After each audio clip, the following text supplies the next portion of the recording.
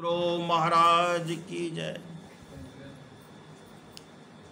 ऊंची आकांक्षा Napoleon Bonaparte का प्रसंग। श्री सद्गुरु।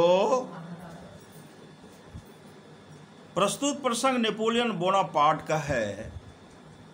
उसमें बचपन से ही महानता के लक्षण विद्यमान थे। एक बार वह अपने अध्ययन के दिनों में अक्लोनी नामक स्थान में एक नाई के घर रहता था। नेपोलियन देखने बहुत सुंदर युवक था। उनकी मुखाकृति अति सुकुमार और कोमल थी। नाई की स्त्री उस पर मुग्ध हो गई और उसे अपनी ओर आकर्षित करने के लिए प्रयत्न करने लगी, किंतु नेपोलियन को तो अपनी पुस्तकों से अवकाश ही नहीं था। वह स्त्री जब कभी भी उससे हंसने बोलने का प्रयत्न करती, तभी उसे किसी पुस्तक को पढ़ने में निमग्न पाती।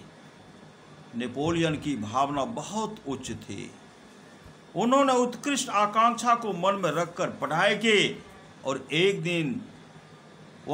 दिन देश का प्रधान सेनापति बन गया।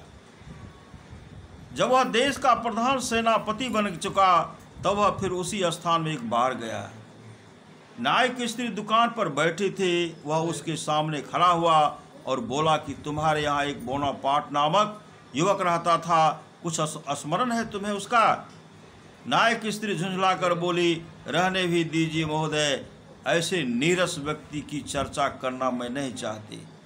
उसे न गाना आता था न नाचना, किसी से मुंह भर मीठी बात करना तक भी उसने नहीं सीखा था। पुस्तक पुस्तक और पुस्तक, वह तो बस पुस्तकों का कीड़ा था। नेपोलियन हंसा और बोला, ठीक कहती हो देवी, ऊंची आकांक्षा और संयम ही मनुष्य को महान बनाती है। अगर बोनापार्ट तुम्हारी रसिकता में उलझ गया होता, वह देश का प्रधान सेनापति होकर आज तुम्हारे सामने न होता। यह सुनकर वह स्त्री स्तब्ध सी रह गई। श्री सद्गुरु महाराज की जय।